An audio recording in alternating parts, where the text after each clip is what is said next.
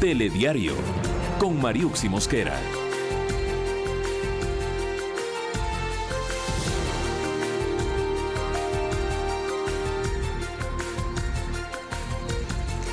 ¿Qué tal, amigos? Muy buenas noches. Bienvenidos a Telediario Estelar. Enseguida los titulares de las noticias más importantes que se generaron a lo largo de este día. El día de hoy vamos a tener como invitado especial al Procurador del Estado para comentarnos más detalles sobre el caso Chevron Texaco. Esté atento.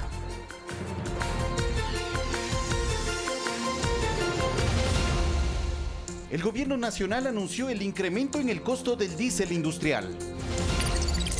A menos de un mes que finalice el trabajo de los vocales del CNE transitorio, se gestiona el primer desembolso por $25 millones para cumplir con el cronograma de los comicios de 2019. Los afectados por las operaciones de Chevron Texaco piden que el gobierno declare la inaplicabilidad de la resolución de la Corte de La Haya. La Contraloría General del Estado realizará un examen especial a la Unidad Nacional de Almacenamiento, UNA. En lo internacional, en Estados Unidos, más de 1 millón de evacuados en Carolina del Sur ante la llegada del huracán Florence, que avanza con vientos de hasta 209 kilómetros por hora.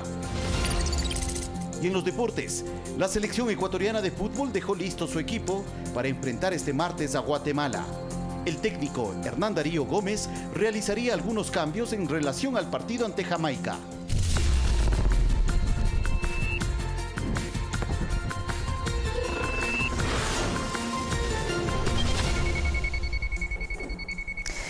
Aquí iniciamos con importante información para el sector empresarial de todo el país. Preste mucha atención, el precio del galón de diésel industrial se actualizó, esto tras un acuerdo con el sector camaronero y también pesquero del Ecuador. Así lo detalló el secretario general de la Presidencia, Eduardo Jurado.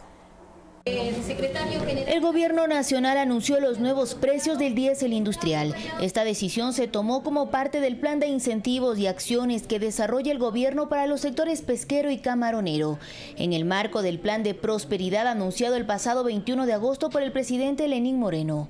Hemos llegado a un acuerdo con el sector pesquero y el sector camaronero del Ecuador, basado en un compromiso mutuo por la competitividad nacional y la sostenibilidad. Desde la ciudad de Manta, en la provincia de Manabí, el secretario general de la Presidencia, Eduardo Jurado, informó que el diésel atunero y camaronero industrial se incrementará en 25 centavos de dólar sobre el precio terminal sin IVA. En cuanto a otras pesquerías, el costo se aumentará en 10 centavos de dólar y se congelará en ese valor por un periodo de 2 años. Desde la península centelena estamos de acuerdo en la alza de 10 centavos. Todos los ecuatorianos debemos asumir esta responsabilidad, poner el hombro para sacar adelante nuestro país. Además, informó que se iniciará un programa de reconversión eléctrica para el sector camaronero, con el fin de sustituir el diésel por electricidad. Dio a conocer que en los próximos 30 días se efectuará la reclasificación de embarcaciones del sector pesquero. Se activará de manera inmediata una línea preferencial de crédito para capital de trabajo en este sector a través de Banecuador. Jurado señaló que el Ministerio de Hidrocarburos será el encargado de publicar el nuevo tarifario que entrará en vigencia de manera inmediata y presentó otras noticias favorables para el sector. Se hará la gestión con la Asamblea Nacional para analizar la factibilidad de la creación del seguro del pescador en el contexto del seguro social campesino. Finalmente aclaró que con el objetivo de mejorar la competitividad, el gobierno y el sector pesquero trabajarán conjuntamente en un modelo de gestión que garantice todas sus facilidades para su producción y exportación. Olga Velasco, Telediario. Y Javier Adolfo Santos Sabando es el nuevo gobernador de Manabí. La designación se dio luego de que vía decreto 498 el presidente de la República aceptara la renuncia al cargo por parte de Fabricio Benjamín Díaz Cedeño. El Ejecutivo agradeció los servicios prestados por Díaz durante el tiempo que desempeñó como gobernador de la provincia. Y la Gobernación y la Prefectura del Guayas enviaron decenas de distribuidores de agua desde Guayaquil hacia el Cantón Durán para mitigar el desabastecimiento de líquido. La orden se ejecutó luego de que los propietarios de tanqueros de Durán rechazaran la ayuda para llenar las bombas en la toma de agua de Pascuales. Una flota de 70 tanqueros de agua potable de Guayaquil acudió al llamado de emergencia por desabastecimiento de líquido en el Cantón Durán. Esto es lo que se sufre gracias a esta señora alcaldesa. ¿Y de dónde abastecemos de agua si no tenemos ni tubería de agua?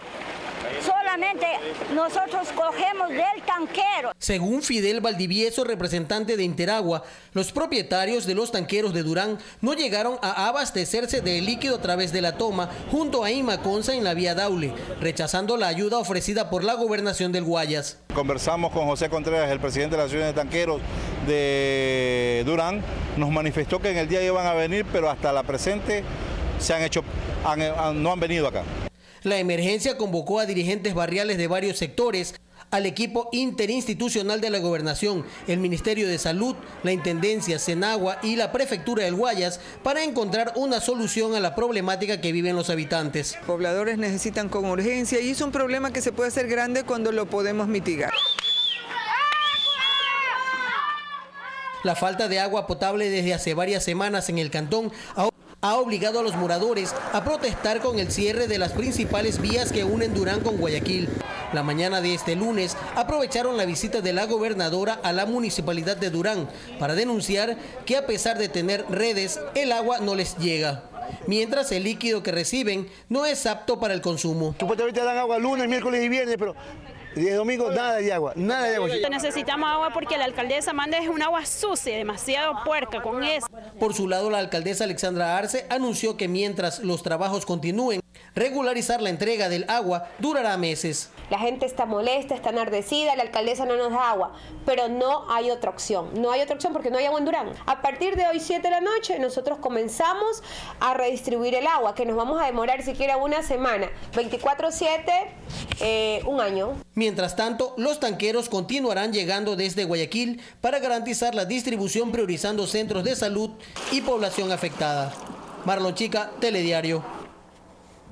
Y los ministros del Interior, María Paula Romo, y de la Política, Paul Granda, mantuvieron una reunión la tarde de este lunes con los gobernadores de todas las provincias del país con el fin de coordinar la presencia del Ejecutivo en territorio y de esta forma convertirse en un puente de diálogo con la población. Es clave identificar conflictos, prevenir conflictos, saber qué es lo que está pasando en cada una de las provincias para poder adelantarnos a que esos conflictos requieran de la intervención de la fuerza pública. Esto es básicamente la relación que tenemos, pero es una relación indispensable con las gobernaciones. El gobierno nacional, como ustedes saben, está empeñado en llegar a todos los rincones de la patria, a todos los lugares posibles de nuestro territorio nacional, y es imprescindible tener gobernaciones profundamente activas en ese territorio.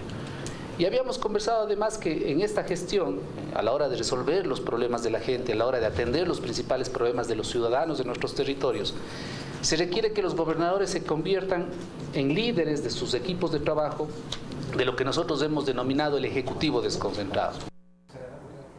Y desde el Ministerio de Agricultura y Ganadería se anuncian sorpresas en los resultados del examen especial que la Contraloría General del Estado va a realizar al proceso de adquisición, también de almacenamiento y comercialización del arroz por parte de la Unidad Nacional de Almacenamiento.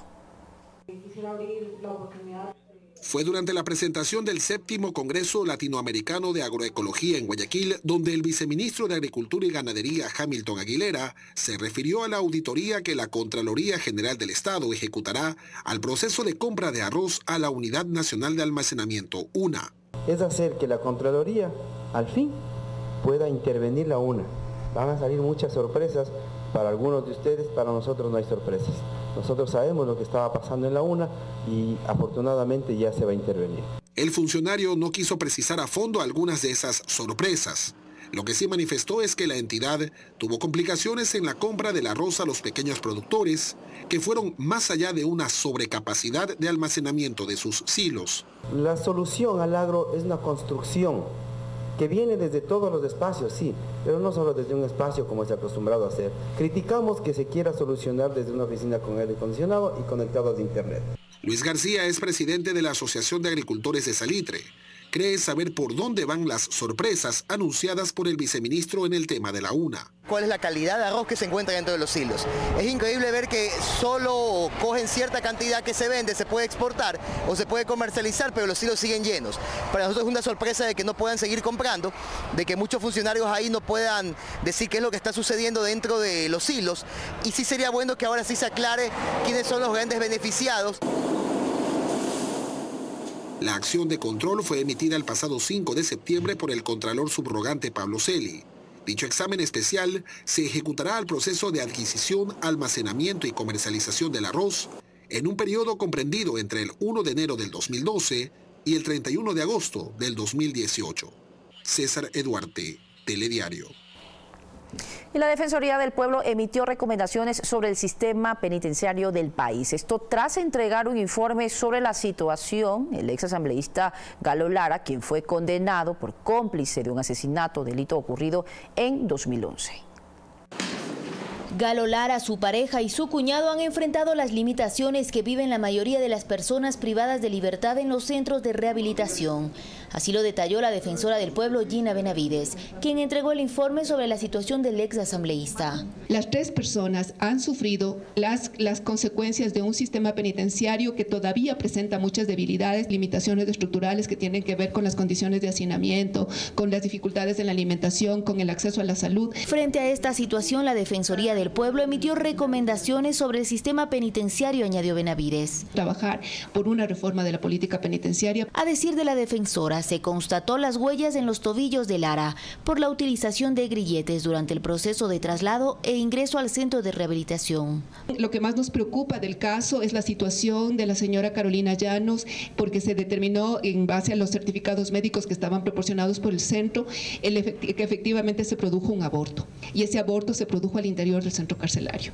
Lo que sí aclaró Benavides fue que la Defensoría del Pueblo no se pronunció sobre el fondo de todas las denuncias que realiza Galo Lara, quien en rueda de prensa anunció que pedirá anular el proceso en su contra y de sus familiares. Le pido al presidente Lenín Moreno, desclasifique toda la información que existe en la SENAIN sobre el caso Quinsaloma y sobre Galo Lara. Lara fue sentenciado a 10 años de prisión en calidad de cómplice del triple asesinato en Quinsaloma, provincia de Los Ríos, ocurrido en 2011, hecho en el que su conviviente fue calificada como la autora intelectual del crimen, por lo que la justicia ecuatoriana la condenó a 20 años de prisión. Olga Velasco, Telediario. El municipio capitalino aportará $100.000 al sistema de recompensas a nivel nacional. Entre las razones está el encontrar a los responsables del acto de vandalismo contra uno de los vagones del metro de Quito. Los hechos que derivaron en el atentado a uno de los vagones del primer tren del metro de Quito hacen al alcalde Rodas, así como a las autoridades nacionales, tomar una acción directa que se resume de la siguiente forma. Hemos decidido declararle la guerra sin cuartel al vandalismo en nuestra ciudad. Por ello, el municipio capitalino aportará $100.000 al sistema de recompensas del Ministerio del Interior, en búsqueda de que la ciudadanía se empodere del cuidado de este bien público y presente información sobre este atentado, así como cualquier acto de vandalismo. Que ponga o dañe la propiedad privada y la propiedad pública a fin de precautelar la seguridad y la integridad de las personas. Sobre las investigaciones, en cambio, las autoridades aseguran que van por buen camino. Sin embargo, también reflexionan que hubo exceso de confianza, debido a que en las cocheras y talleres del metro habían 15 guardias de seguridad para cuidar las 4 hectáreas que tiene de superficie esta zona. Nunca pensábamos que realmente un número elevadísimo de delincuentes entren y sometan obviamente a los guardias. Nos encontramos ya en la etapa de indagación previa, en donde prácticamente Policía Judicial, desde el punto de vista investigativo, comienza a realizar una serie de diligencias. Al mismo tiempo, inteligencia activada está explotando todas nuestras fuentes de información. Es por ello que se espera que la ciudadanía que posee información sobre este condenable hecho la denuncie a través de la línea 1-800 delito, opción 2, con toda la reserva del caso. Alex Llanos, Telediario. Y los afectados por Chevron piden al gobierno nacional declarar la inaplicabilidad del laudo arbitral de la Corte de La Haya. Esta mañana se reunieron con el Procurador General del Estado, Íñigo Salvador. Todos y con todas. Como punto de partida, aclararon que esta causa que llevan por 25 años les pertenece a ellos, a quienes fueron afectados por los trabajos de explotación petrolera de Texaco en la Amazonía. Hemos luchado por derecho, por nuestra vida, por derecho a la naturaleza. Esa era la razón de nuestra lucha. No era la razón de lucha por simple dinero. Argumentan que los derechos humanos prevalecen por sobre los intereses comerciales y económicos de la transnacional y por eso el laudo es inaplicable. Este laudo está revictimizando a los pueblos originarios de la Amazonía y pretende dejarles en un estado de indefensión. El gobierno tiene la obligación de respetar sus derechos, los nuestros como tal, y de no aplicar ese laudo arbitral. Este lunes se reunieron con el Procurador General del Estado, Íñigo Salvador. Creo yo que se puede establecer una hoja de ruta en el futuro. Hicieron un llamado a unirse en lo que consideran es una causa de todo el país y que por tal motivo defenderán la sentencia que condena a Chevron a cubrir los gastos de la reparación ambiental en la Amazonía. O sea, no puede, por un tratado comercial de libre comercio, por ejemplo, o un TLC o lo que sea, dejar sin acceso a la justicia a 30.000 personas. El derecho humano prevalece. Solicitaron ante los medios ser recibidos por el presidente Lenín Moreno. Alexis Moncayo, Telediario. Y como lo habíamos anunciado, para explicar cómo manejará el Estado este laudo arbitral de la Corte de la Haya en el caso Texaco, vamos a dar la bienvenida en el estudio de Telediario al Procurador General del Estado, Íñigo Salvador. ¿Qué tal? Bienvenido. Muchísimas gracias por concedernos este espacio, porque queremos saber realmente qué está sucediendo. Veíamos la nota anterior y se lo quiero preguntar. Al parecer estarían de acuerdo, ¿no? Las comunidades amazónicas, veíamos la rueda de prensa que se dio este día, piden, exigen y dijeron que no iban a descansar hasta no lograr la nulidad de este laudo internacional. Por otra parte, también el secretario general de la Presidencia, Eduardo Jurado, ha dicho de que también va a pedir la nulidad de este laudo. Es decir, estamos de acuerdo en una cosa. Sí, las posiciones coinciden. Es decir, tenemos por un lado los reclamantes, los demandantes en un proceso iniciado por la violación de sus derechos colectivos, que obtuvo una sentencia en el año 2011, y por otro lado tenemos el proceso arbitral iniciado por la compañía Chevron contra el Estado ecuatoriano, con la intención de justamente evitar que la sentencia dictada en Lago Agrio en el año 2011 llegara a ejecutarse. Obviamente, los perjudicados de este laudo arbitral, más allá del Estado ecuatoriano, cuya responsabilidad se ha establecido en el laudo, son obviamente los pobladores de la Amazonía, porque si bien el laudo les deja abierta la posibilidad de emprender nuevas acciones, esas nuevas acciones ellos las miran como un comenzar de cero luego de 25 años de lucha de los pobladores de la Amazonía contra la contaminación ambiental realizada por la empresa. Es decir, ¿podrían ellos iniciar nuevas demandas individuales? Ellos podrían iniciar nuevas demandas individuales por daños sufridos personalmente. Pero claro, es verdad, esta mañana nos hemos reunido con los representantes de las principales comunidades y con el abogado Pablo Fajardo, y ellos me han hecho conocer que para ellos sería sumamente grave tener que comenzar acciones de cero. Y en eso hemos coincidido en que mi obligación como Procurador General del Estado es tratar de evitar la aplicación del laudo. ¿Por qué? Porque, como he dicho, por un lado vulnera los derechos de ellos, pero sobre todo porque impone un gravamen o va a imponer un gravamen importantísimo contra el Estado ecuatoriano el momento en que se establezca en la próxima fase del proceso arbitral el monto de la indemnización. La salida entonces, desde el punto de vista procesal, es la solicitud de nulidad del laudo a los tribunales de los Países Bajos, que son los tribunales de la sede donde se realizó el arbitraje. Ahora, ¿habría una posibilidad de que las partes lleguen a un consenso y se pida además la nulidad precisamente, pero en las Cortes holandesas? Sí, a ver, para que las partes lleguen a ponerse de acuerdo, fíjese que estamos hablando de las partes en el arbitraje son el Estado ecuatoriano y la compañía Chevron. Y en las acciones iniciadas por las comunidades amazónicas son ellos y la compañía Chevron. Es decir, serían dos instancias diferentes. A ver, sí, efectivamente, son dos procesos diferentes. Hablamos de la comunidad y del Estado. Al final usted encuentra que siempre va a haber un denominador común, que es la compañía Chevron. Y también, del otro lado, no hay que negar la realidad de que los pobladores de la Amazonía son ciudadanos ecuatorianos y el Estado les debe una cierta protección. Y es que ahí viene la pregunta, procurador, porque entonces, ¿quién nos defiende? Porque, claro, a ver, para poner un poco en contexto lo que se ha venido diciendo en estas últimas horas luego de conocer el fallo, ¿no? Pareciera que se está defendiendo a la transnacional, pareciera que se está defendiendo a Chevron. ¿Quién va a defender a esos 30.000 afectados? No, a ver, que eso quede claro. Yo lo he dicho ya varias veces. El Estado ecuatoriano luchará hasta el último momento para evitar que el laudo arbitral sea aplicable, sea ejecutable.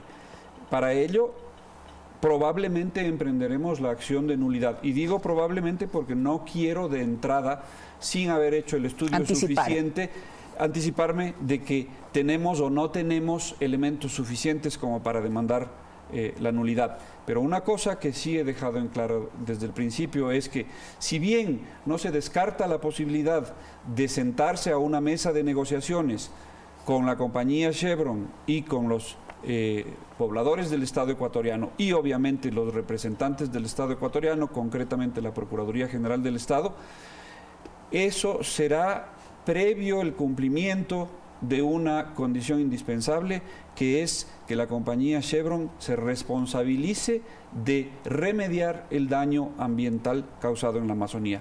Ojo que el laudo arbitral deja abierta la posibilidad de que los demandantes del Agroagrio inicien nuevas acciones justamente contra la compañía Chevron, porque el tribunal arbitral llega a la conclusión de que daño ambiental sí existió. Ahora, sabemos ya que precisamente el Tribunal de La Haya consideró de que se había violado, ¿no?, el tratado bilateral entre nuestro país y los Estados Unidos. Ahora viene esta otra pregunta. La interrogante: ¿se denegó justicia a Texaco Chevron precisamente porque un funcionario ecuatoriano participó en un acto ilícito? Estamos hablando, ¿no?, del juez que resolvió el caso precisamente del Agroagrio. Eso sostiene el laudo arbitral. Nosotros durante el proceso arbitral, y cuando digo nosotros me estoy refiriendo a la defensa del Estado desde el inicio del proceso. En el proceso arbitral, el Estado ecuatoriano aportó con pruebas que no fueron tenidas en cuenta con la suficiente importancia por el tribunal arbitral. Ejemplo, las pruebas forenses de las computadoras demostraron que los únicos sitios donde existía el texto de la sentencia del juez Zambrano eran las dos computadoras de él. No había pruebas de que en ningún otro de los aparatos electrónicos utilizados en el proceso hubiera habido lo que se dice textos aportados por un tercero afín a los abogados de los demandantes del Agroagrio. Y en cambio se tiene en cuenta como testimonio privilegiado el de un juez que en otros procesos y en este mismo proceso se demostró que había sido paniaguado, es decir, había recibido dinero aceptados sobornos de la compañía Chevron, y que fue puesto a buen recaudo por la compañía Chevron en los Estados Unidos. ¿Por qué acoge la una prueba y no la otra? Y sobre la base de esas dos pruebas tan desequilibradas llega a la conclusión de que el juez del Agroagrio había aceptado recibir insumos para su sentencia a cambio de la promesa de una coima a futuro. Y claro, eso sumado al hecho de que esa sentencia del año 2011 en años posteriores no fue rechazada por los tribunales de apelación, Corte Provincial, de Casación, Corte Nacional de Justicia, y posteriormente en una acción extraordinaria de protección por la Corte Constitucional, eso, según el laudo, constituye denegación de justicia y por lo tanto violación del Tratado Bilateral para la Protección de las Inversiones. Ahora también la pregunta es, procurador, ¿por qué interviene el Estado en este tema, en este juicio que inicia las comunidades amazónicas por el daño y por el perjuicio? ¿Cuál fue el error que cometió puntualmente el gobierno anterior yo no estoy tratar en este tema? capacidad de en este momento determinar si el Estado ecuatoriano cometió un error o no en la defensa. Pero el Estado ecuatoriano no es que interviene en el pleito motu propio, de iniciativa propia, en defensa de quién sabe qué intereses. No, lo que ocurre es que la compañía Chevron, que había sido demandada inicialmente en el año 1993 en los Estados Unidos, más tarde en 2003 en el Ecuador, en el ínterin en el año 2007, antes de que se dicte la sentencia, inicia un proceso arbitral contra el Estado ecuatoriano. Es la empresa Chevron la que desvía, digamos, a su contrincante en el proceso judicial inicial de los pobladores del Lago Agrio, dañados, afectados por la contaminación ambiental de la compañía Texaco, hacia el Estado ecuatoriano, como una estrategia de litigio tendiente justamente a torcerle el brazo al Estado ecuatoriano. Una estrategia de litigio que al parecer no estuvo tampoco a la altura, porque estamos hablando de 70 millones de dólares gastados por el Estado ecuatoriano en abogados internacionales y nacionales. Sí, el monto es ese, más o menos 70 millones de dólares entre honorarios de abogados, gastos arbitrales y sobre todo los peritajes medioambientales utilizados en el proceso. Yo no estoy ahorita en una capacidad de determinar si es que eso es un honorario demasiado excesivo para los resultados obtenidos. O para los momentos que se vivían. Lo que hay que tomar en cuenta también es que del otro lado el Estado ecuatoriano tenía una empresa multinacional poderosísima sin las limitaciones presupuestarias que tenía el Estado ecuatoriano y que sigue teniendo. Y es por esa razón que el Estado ecuatoriano hará uso de todos los recursos que el derecho internacional le franquea para evitar que este laudo sea ejecutable y le sea impuesta la indemnización que ya se ha determinado el Estado ecuatoriano debe, en tanto que es responsable según el laudo arbitral. Yo sé que usted ha dicho que se necesitarían al menos 90 días para conocer precisamente este monto de indemnización, pero ¿se bordea algún monto? No tengo una ¿Se desconoce todavía? Tengo una idea clara, porque obviamente el monto de la indemnización dependerá de los daños que la compañía Chevron logre demostrar dentro de la próxima fase del proceso arbitral. Los 90 días que están transcurriendo ya desde el 30 de agosto son simplemente 90 días en que las dos partes en el proceso arbitral, el Estado ecuatoriano y Chevron, presentarán sus respectivas posiciones, sus respectivas pretensiones respecto de el daño sufrido por Chevron. Pero no se olvide que en el ínterin también habremos iniciado la acción de nulidad y esos dos procesos correrán en paralelo, la acción de nulidad y la acción de y el proceso arbitral de determinación de los daños. Bueno, y de hecho también el gobierno ha sido enfático, ¿no? En las últimas declaraciones con los voceros, y hemos entrevistado también al secretario de Comunicación, Andrés Michelena, lo ha dicho a su vez también Eduardo Jurado, secretario general de la Presidencia, de que van a ejercer y van a pedir el derecho de repetición para estar claros y que la ciudadanía entienda a qué se refiere. Hablamos de exfuncionarios, responsabilidades. Sí, a ver, el término repetición es un término un poco equívoco, ¿no? No se trata de que se va a repetir un pago ni que se va a hacer dos veces un desembolso.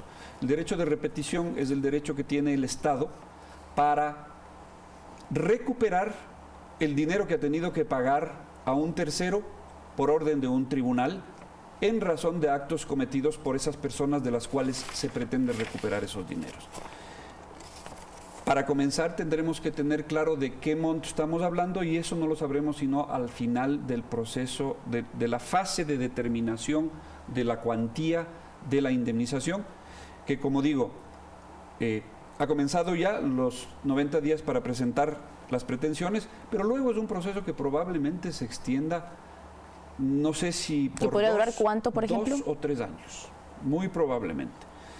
En ese momento entonces sí sabremos de cuánto estamos hablando para exigir la repetición, es decir, la recuperación de esos dineros de manos de los funcionarios que causaron el incumplimiento del tratado bilateral que da lugar a este laudo. Y ahí tendremos que ver quiénes son los involucrados directamente. Pero obviamente, si el laudo apunta a un funcionario que dictó una sentencia fraudulenta, manchada de corrupción, por ahí es por donde comienza la cadena de quiénes son los responsables y a quiénes habrá que pedir la repetición. Ya para finalizar, procurador, el Ecuador va a defender su sistema judicial para no dejar en manos, por ejemplo, del arbitraje internacional, cuál sentencia es la que sirve y cuál es la que no. Verá, el problema en el fondo es que el arbitraje internacional es la única salida para aquellos estados que buscan atraer capitales extranjeros. Inversiones. Obviamente. El inversionista extranjero llega a un país y el Estado le propone, ok, cualquier controversia la vamos a resolver de acuerdo con nuestro ordenamiento jurídico. El inversionista dice, no, yo no confío en tu inversión, en tu ordenamiento jurídico, no confío en tus jueces. ¿Por qué mejor no hacemos que sean mis jueces, los del país de donde vengo, los que resuelvan las controversias? Y el Estado va a decir, ¿cómo así? ¿Yo por qué me voy a someter a unos jueces extranjeros? ¿Por qué no designamos nosotros mismos un tribunal? Y eso es el arbitraje. Un tribunal designado por ambas partes, según unas normas escogidas de mutuo acuerdo. En un consenso. En un consenso. El problema no está en el arbitraje. El problema, en este caso concretamente, está en que, a juicio del tribunal arbitral, nuestro sistema judicial está manchado por la corrupción de diferentes índoles. La corrupción económica y también la corrupción de la intervención de los otros poderes del Estado en la función jurisdiccional. Muy bien, muchísimas gracias por su tiempo y por aclarar todas estas dudas en torno al caso y cómo se está haciendo el seguimiento del Estado ecuatoriano en el tema Chevron Texaco. Procurador, muchísimas gracias nuevamente por estar con nosotros. Íñigo Salvador, respondiendo a las inquietudes ciudadanas. Hacemos una pausa y volvemos con más noticias.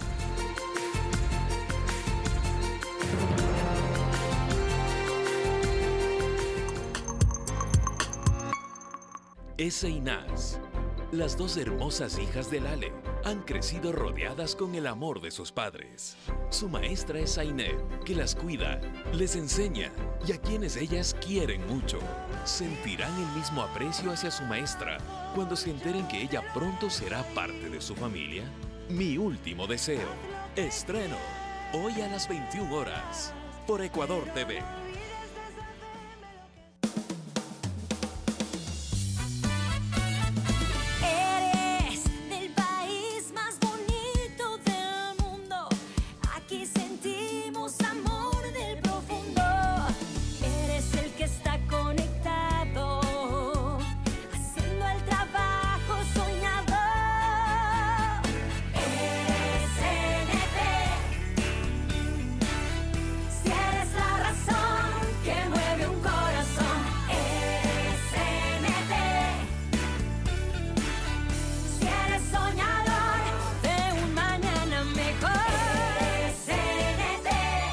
CNT, lo que eres nos hace grandes.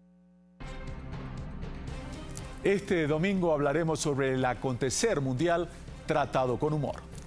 Es muy peligroso tener la razón cuando el gobierno está equivocado, pero siempre vi la posibilidad del humor, de la caricatura como un recurso de crítica o de decir o de expresar. De lo que yo he leído en el mundo nunca ha habido un caso en donde se ordene legalmente rectificar un dibujo. Javier Bonilla, más conocido como Bonil, nos acompaña en Derechos Reservados, periodismo sobre periodismo. Este domingo, a las 9 de la noche, por Ecuador TV.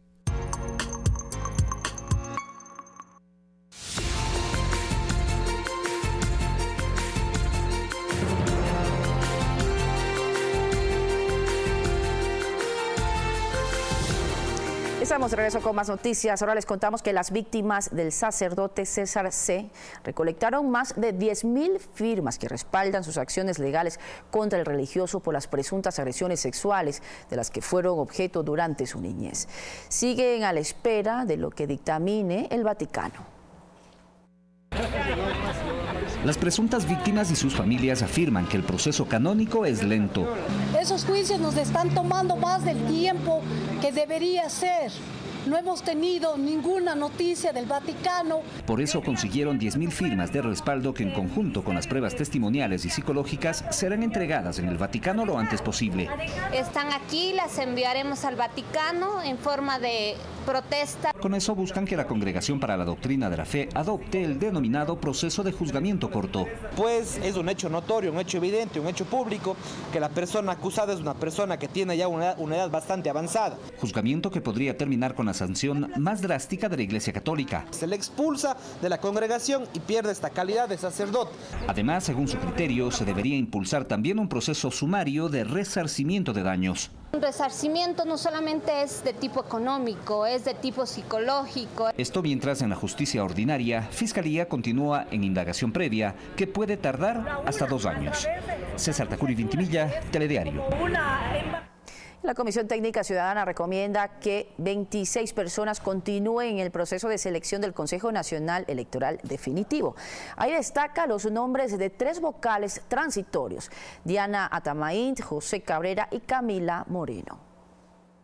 ¿Hay alguna moción para...? La primera parte del trabajo de la Comisión Técnica Ciudadana de Selección del Consejo Nacional Electoral Definitivo concluyó con la presentación del informe de recomendación de quienes tras su verificación cumplieron con los requisitos establecidos y podrían continuar en el proceso. La Comisión recomienda al Pleno que se invalide la participación de los postulantes y candidatos postulados por organizaciones que no presentan documentación para su acreditación. En este momento únicamente es la recomendación de los postulantes admitidos. Únicamente hago énfasis como recomendación. La propuesta determina que 26 postulantes, 9 mujeres y 17 hombres de los 79 inscritos sean los nombres conocidos por el Pleno del Consejo de Participación Ciudadana Transitorio. El Pleno tiene hasta 3 días para efectivamente publicar, resolver lo pertinente, es decir, se puede ratificar nuestro informe de recomendación o se lo puede modificar. La segunda parte del trabajo de la comisión dará inicio apenas el Consejo determine los nombres de los 14 finalistas, de donde se escogerá los vocales y sus respectivos alternos del CNE definitivo. Alex Llanos, Telediario.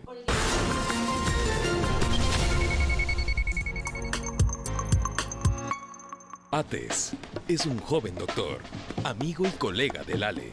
Cuando a ella le diagnostican el tumor, Ates se convierte en su confidente y la ayuda en su misión de proteger a su familia. Conoce su historia en Mi Último Deseo. Estreno hoy a las 21 horas por Ecuador TV.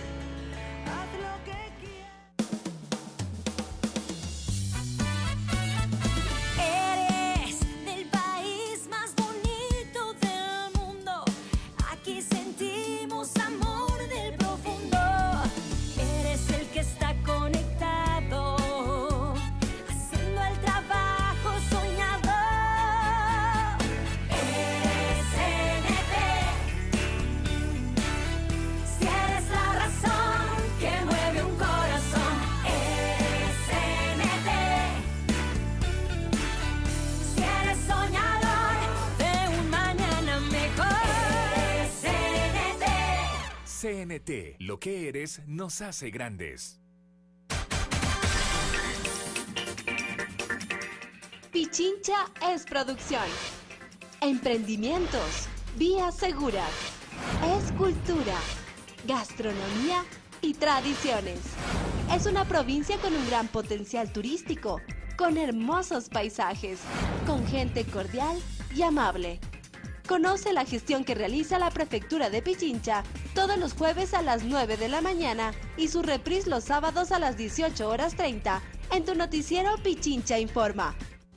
Hablar contigo más cerca, contar lo que te apasiona, lo que te importa, lo que te emociona, contar tu mundo, tu entorno, tu gente y lo que te sirve y te hace crecer. Y sobre todo, contarlo con respeto. Primero tú, así, más cerca. Ese es mi compromiso. Más cerca, con Diana Jacome. De lunes a viernes a las 8 de la mañana. Por Ecuador TV.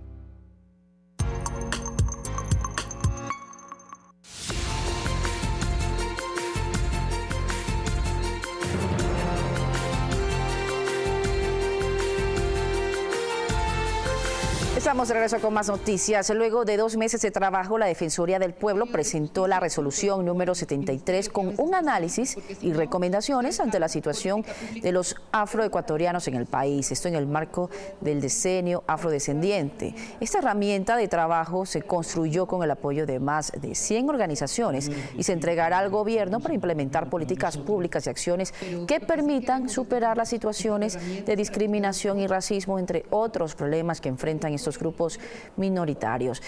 Entre las principales recomendaciones se plantea establecer un fondo emergente de $300 millones, así como la creación de una Secretaría Técnica del Decenio.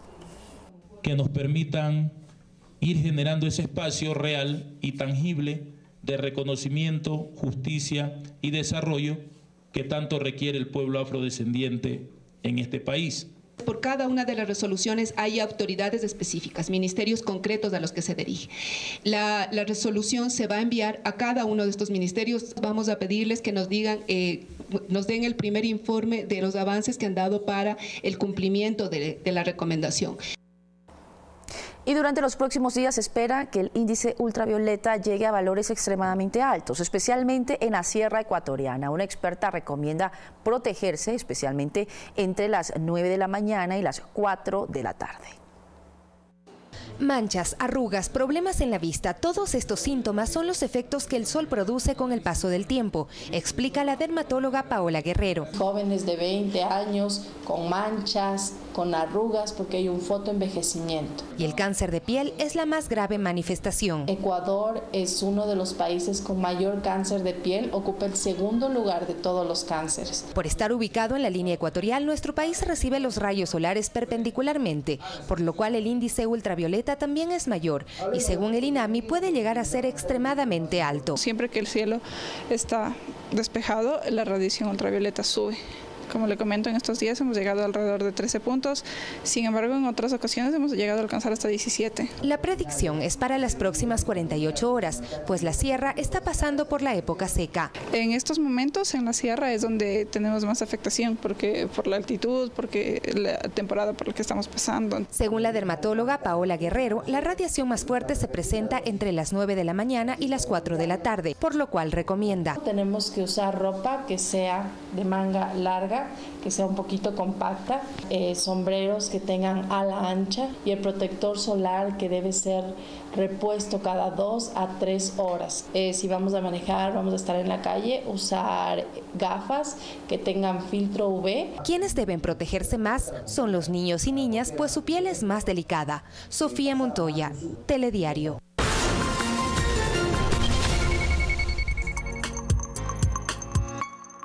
Zaineb es la maestra de ESE y NAS. La dulce profesora llamará la atención del Ale por la cercana relación que tiene con sus hijas. Esto le convertirá en una candidata ideal para reemplazarla en su familia.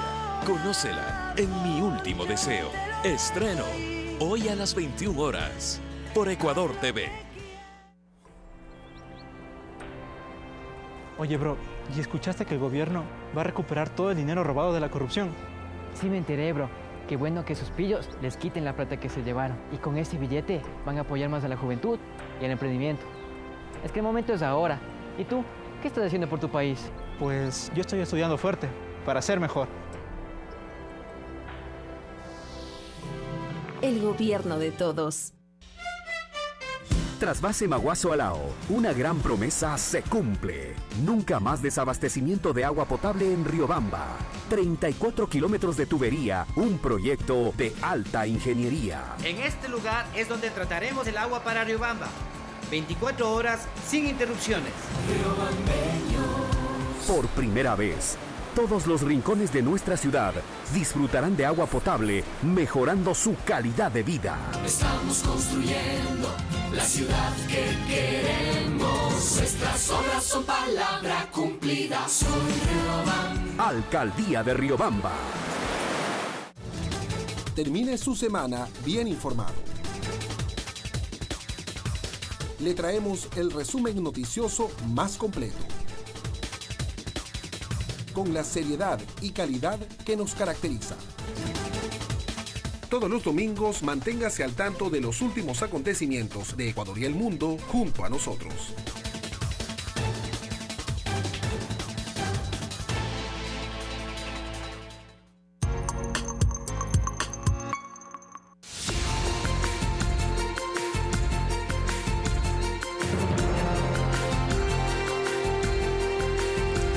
Regresamos con la información internacional. Les contamos que el presidente de Colombia, Iván Duque, en su visita oficial a Panamá, dijo que Venezuela es una dictadura deslizable y que es necesario el apoyo de todo el continente para enfrentar la crisis humanitaria y migratoria que vive ese país. Esta declaración la realizó durante su encuentro con su homólogo Juan Carlos Varela, donde afirmó que se trata de un éxodo sin precedentes en nuestra región.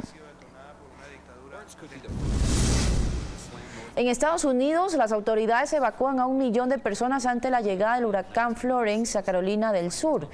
Los vientos, que avanzan con una velocidad de 209 kilómetros por hora, causan los primeros estragos con intensas lluvias. Se prevé que este jueves toque tierra en la región costera, donde se encuentran 1.000 militares para ayudar a quienes resulten afectados. Florence, de categoría 4, mantiene en alerta a los pobladores de regiones costeras del Atlántico, quienes realizan largas filas para poder abastecerse de alimentos, agua y generadores de energía eléctrica.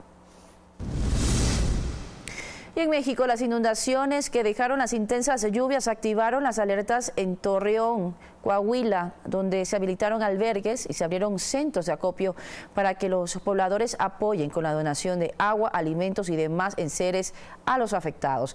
Más de 200 familias fueron evacuadas y se suspendieron las clases en el sistema educativo.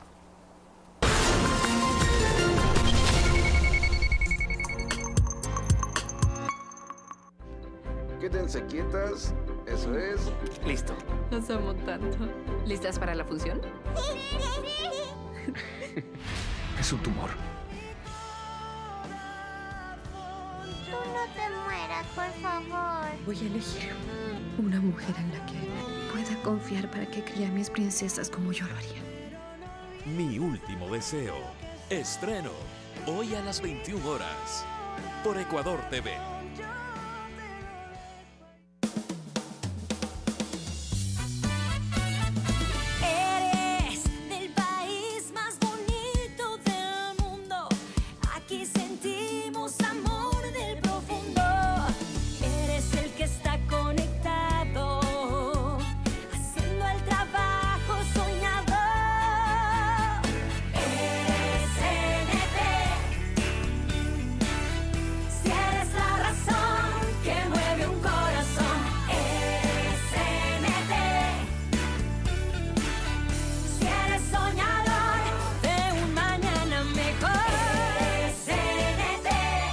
CNT, lo que eres nos hace grandes. El próximo martes en Memoria del Futuro, un emprendimiento que incentiva el reciclaje en comunidad, la creación de implementos en el campo de la tecnología médica y un práctico sistema para reducir el uso de vajilla desechable. Las buenas ideas están en Memoria del Futuro. Martes 11 de septiembre a las 10 de la noche, por Ecuador TV.